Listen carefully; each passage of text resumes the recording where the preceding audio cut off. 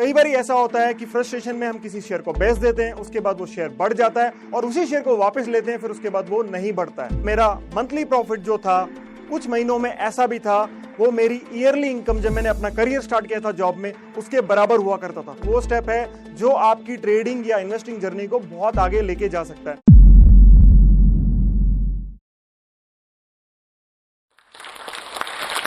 Hey guys, मैं हूं आज दो स्टॉक के मंच पे और इस मंच के थ्रू आज के सेशन में हम ये जानेंगे कि एक ट्रेडर और एक इन्वेस्टर के माइंड में कौन से ऐसे मुख्य सवाल होते हैं जिसका जवाब वो अक्सर ढूंढते हैं। और मैं अपने 10 साल के एक्सपीरियंस से जो मैंने चीजें सीखी है, मैं आपको बताने की कोशिश करूंगा कि उन सवालों के जवाब क्या हैं और कैसे उन सवालों के जवाब पाके आप एक सक्सेसफुल ट्रेडर और इन्वेस्टर बन सकते हैं। सो दोस्तों, मेरा नाम है परवीन यादव और मैं गुड़गांव से हूं। मैंने अपनी जर्नी 10 साल पहले लगभग 2014 में स्टार्ट करी थी, जब मेरे को मेरे एक दोस्त ने स्टॉक मार्केट में इंट्रोड्यूस किया।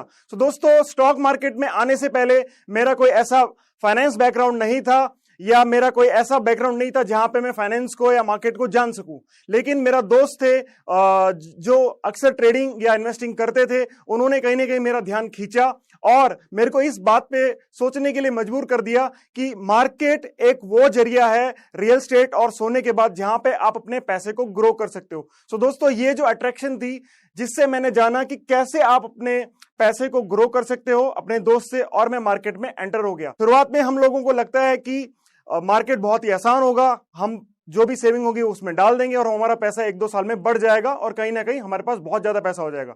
तो ये सारी थिंकिंग जो थी वो मेरे माइंड में थी, लेकिन 2 साल के बाद ऐसा कुछ भी नहीं हुआ। तो दोस्तों, स्टार्टिंग के 2 साल का जो फेज था वो बहुत ही बड़ा स्ट्रगलिंग फेज था। उसमें जो स्ट्रगल मैंने देखा वो स्ट्रगल था जो हर एक ट्रेडर और एक इन्वेस्टर देखता है। वो चाहिए जोश में आके कोई गलत ट्रेड लेना या कोई ऐसा इन्वेस्टमेंट करना कि कोई टिप ले लिया और उस पर इन्वेस्ट करके उसको छोड़ देना। और इस वजह से, ये तीनों गलतियों की वजह से मेरे को काफी नुकसान जो है वो करना पड़ा। 2 साल के बाद जब ये नुकसान होते रहे, छोटे मोटे नुकसान थे क्योंकि मैं ज्यादा टाइम इन्वेस्ट नहीं करता था और पैसा भी ज्यादा इन्वेस्ट नहीं करता था, लेकिन जो भी नुकसान था मेरे लिए बड़ा था। उसके बाद समझ में आया कि कहीं ना कहीं मैं जिस दिशा में बढ़ रहा हूं वो दिशा है तो ठीक, लेकिन मैं उसका काम ढंग से नहीं कर रहा हूं। दोस्तों, उसके बाद मैंने सोचा कि कहीं ना कहीं एक जगह टिक के काम किया जाए। जो पहला सवाल हमारे माइंड में होता है अक्सर कि क्या किया जाए, वो सवाल मेरे माइंड में बार बार ही आया कि मैं कुछ कर तो रहा हूं लेकिन वो सही दिशा में नहीं है। तो सबसे पहली जो गलती मेरे को पता लगी 2 साल के बाद, जो मैं गलती कर रहा था कि मेरी जो दिशा है वो मेरे को सही लग रही थी लेकिन वो सही नहीं थी। क्यों सही नहीं थी? बिकॉज मैं ट्रेडिंग भी कर रहा था, इन्वेस्टिंग भी कर रहा था, स्पेकुलेशन भी कर रहा था, मैं सारी चीजें एक साथ कर रहा था और कहीं ना कहीं उस वजह से मेरे को किसी में भी फायदा नहीं हो पा रहा था। पहला जो सवाल जो हम लोग बात कर रहे थे कि ट्रेडिंग के साथ हम जॉब कर सकते हैं या जॉब छोड़ के ट्रेडिंग कर सकते हैं, उस सवाल का जवाब मेरे को 2 साल बाद मिला कि कहीं ना कहीं जॉब में रहते हुए मैं ट्रेडिंग आसानी से नहीं कर सकता हूं। वो इसलिए बिकॉज आपको बहुत सारा टाइम ट्रेडिंग के लिए चाहिए होता है और उस बहुत सारे टाइम के लिए आप अपनी जॉब से टाइम नहीं निकाल पाते हैं, या उतना समय निकाल भी लेंगे तो उसको रेगुलर नहीं निकाल पाते हैं जो ट्रेडिंग के लिए चाहिए होता है। दोस्तों, इस सवाल के लिए जो मैंने सोल्यूशन निकाला उस टाइम पे, वो किसी से कंसल्ट किया कि मेरे को क्या करना चाहिए।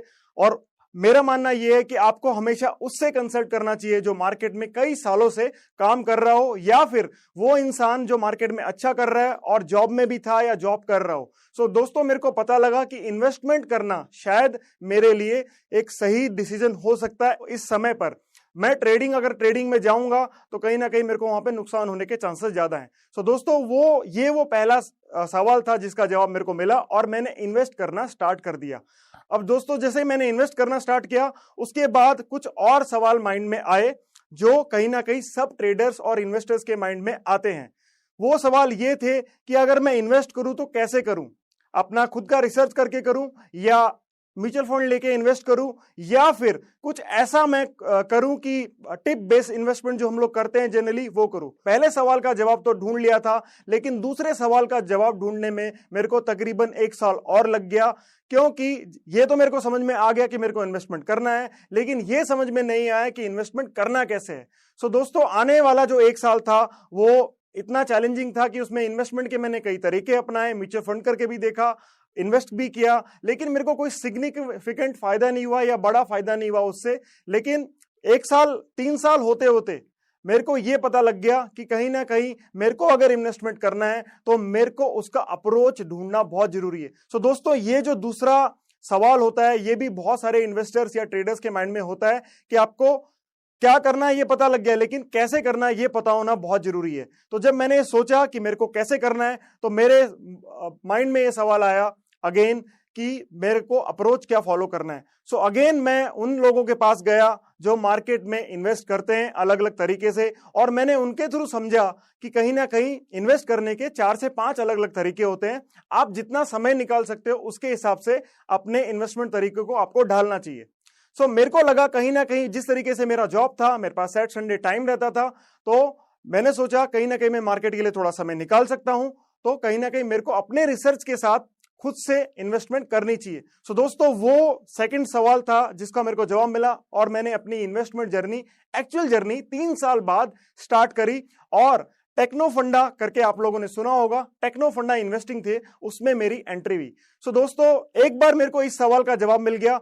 सो आने वाले जो 2 साल थे, 3 साल के बाद मतलब जो आने वाले 2 साल थे वो काफी अच्छे रहे हुए। अगर मैं अपने पीरियड के बारे में बात करूं तो 2016 से 18 तक का जो पीरियड है वो बहुत अच्छा गुजरा, और कहीं ना कहीं वो 2 साल में मेरे को जो प्रॉफिट्स हुए वो इतने प्रॉफिट हुए कि एक टाइम पे मेरा उतना सैलरी जो हुआ करता था वो 5-6 महीने का होता था। सो उसके बावजूद भी दोस्तों कुछ ऐसी गलतियां थी जो मैं बार बार कर रहा था, जहां पे मेरे को तीसरे बड़े सवाल का जवाब मिला। तीसरा सवाल यह है कि एज अ ट्रेडर और एज एन इन्वेस्टर आप अपने आप को बड़ा कैसे बनाएं, अपने पोर्टफोलियो को बड़ा कैसे बनाएं। सो दोस्तों, ये वो सवाल है जिसका जवाब ढूंढकर देश में नहीं दुनिया में बहुत सारे लोगों ने बहुत बड़ा पैसा बनाया है, चाहे आप ट्रेडर हो चाहे इन्वेस्टर हो। जैसे ही दोस्तों इस सवाल का जवाब मैंने ढूंढा, आने वाले 1 साल में जो मेरा मंथली प्रॉफिट जो था, कुछ महीनों में ऐसा भी था वो मेरी ईयरली इनकम जब मैंने अपना करियर स्टार्ट किया था जॉब में उसके बराबर हुआ करता था। और दोस्तों वो प्रथा वहीं नहीं रुकी, आज भी अगर मैं अपनी बात करूं तो कुछ महीने ऐसे होते हैं जहां पे मेरा जो ईयरली इनकम है उसके बराबर मेरा मंथली प्रॉफिट हो जाता है। तो दोस्तों, इसके लिए मैंने 3 स्टेप की स्ट्रेटेजी है जो उस टाइम पे बनाई थी, जिसपे मैं आज भी काम करते रहता हूं बार बार, और लोगों के साथ भी उस चीज को शेयर करता हूं। सो दोस्तों, ध्यान से सुनिएगा ये 3 स्टेप की स्ट्रेटेजी क्या है। सो पहला स्टेप, तीसरे सवाल का जिसका हम जवाब ढूंढ रहे हैं, उसका पहला स्टेप उस स्ट्रेटेजी का वो ये है कि सबसे पहले आपको अपना फाउंडेशन बिल्ड करना पड़ेगा, यानी कि बिल्ड योर फाउंडेशन। दूसरा स्टेप है बिल्ड योर स्किल्स, और तीसरा स्टेप है बिल्ड योर नेटवर्क। सो पहले स्टेप की बात करते हैं, build your foundation. Build your foundation का मतलब यह है कि आप अपने आप को जानो कि आप कौन हो, ताकि आप अपनी डायरेक्शन में इमोशनली गलत डिसीजन ना लो।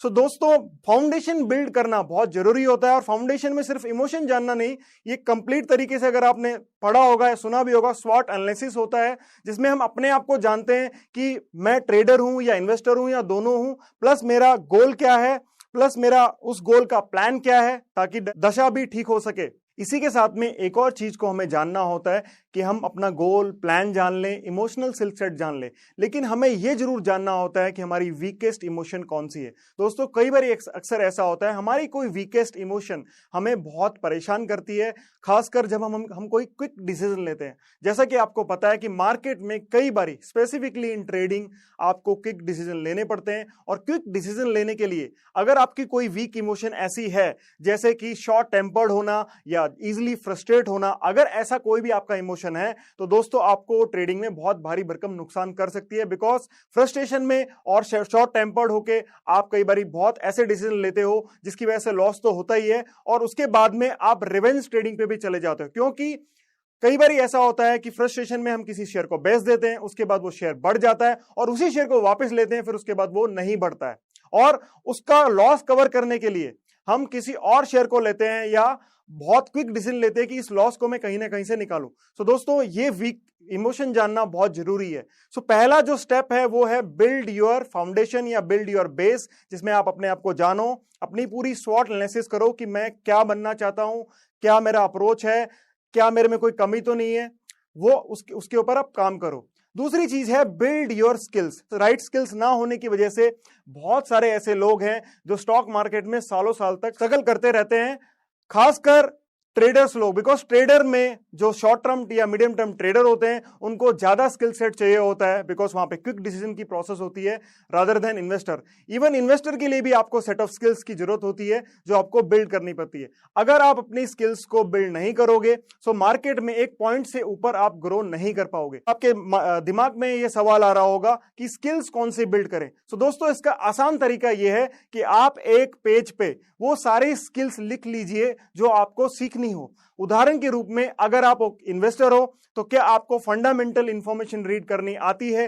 कि नहीं आती है, या बेसिक रेशियोज रीड करने आते हैं कि नहीं आते हैं। जो जो चीजें आपको चाहिए वो लिख लीजिए, फिर उसके आगे टिक लगाइए या क्रॉस करिए। टिक तब लगाइए अगर आपको वो चीज आती है, नहीं आता है तो आप क्रॉस लगाइए और उसका एक टारगेट बनाइए कि मैं आने वाले 3 महीने में इस स्किल्स को सीखूंगा और अपने आप को इंप्रूव करूंगा। सिमिलरली इसी की तरह अगर मैं ट्रेडर्स की बात करूं तो आप ये देखिए कि मेरे को ट्रेडिंग के लिए चार्ट रीड करना आता है कि नहीं आता है। अगर नहीं आता है तो वो आप कितने टाइम में उसको सीख लोगे और इस तरीके से सीख लोगे कि आप उसकी मदद से एक अच्छा ट्रेड ले सके या एक अच्छे ट्रेडर बन सके। सो दोस्तों बिल्ड योर स्किल्स, ये दूसरा स्टेप है जो हमें करना चाहिए, जो मैंने भी करा, जिससे मेरी जो ट्रेडिंग जर्नी है और इन्वेस्टमेंट जर्नी जो 2018 के बाद स्टार्ट हुई, इन्वेस्टमेंट प्लस ट्रेडिंग दोनों जर्नी बहुत ही अच्छी रही।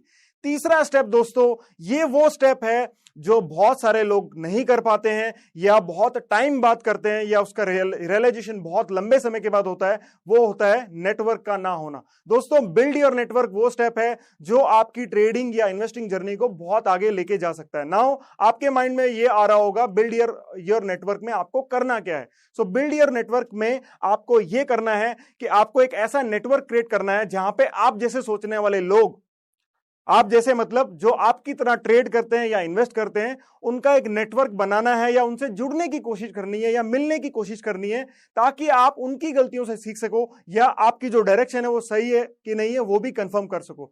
दोस्तों ये वो स्टेप है जिसने अच्छे अच्छे लोगों की जो जिंदगी है वो चेंज करी है, चाहे वो ट्रेडिंग हो चाहे इन्वेस्टिंग हो। मेरे ख्याल से इस वीडियो को जितने लोग देख रहे होंगे जो मार्केट में काफी सालों से हैं, वो भी इस चीज को रिलेट करेंगे अपनी जर्नी से कि आपके लाइफ में कोई ऐसा नेटवर्क आया या कोई ऐसा इंसान आया, मेंटर के रूप में भी आ सकता है, कोच के रूप में भी आ सकता है, जिसके बाद में आपका जो ट्रेडिंग या इन्वेस्टिंग जर्नी है वो बहुत अच्छी होगी। सो दोस्तों आज जो स्टॉक के मंच में जो मेरा आने का मकसद था वो ये था कि हम उन सवालों के जवाब ढूंढें जिनका जवाब ढूंढने में लोगों को सालों साल लग जाते हैं, 10 या 15 साल भी लग जाते हैं। मेरे जितने भी दोस्त स्टॉक मार्केट में काम कर रहे हैं उनको इन सवालों का जवाब जल्दी मिले ताकि उनकी ट्रेडिंग या इन्वेस्टिंग जर्नी हो वो थोड़ी मुश्किलों से कम भरी हो। इस वीडियो के बारे में अपनी राय नीचे कमेंट सेक्शन में हमें बताएं और अपने दोस्तों के साथ ये वीडियो शेयर करना ना भूलें।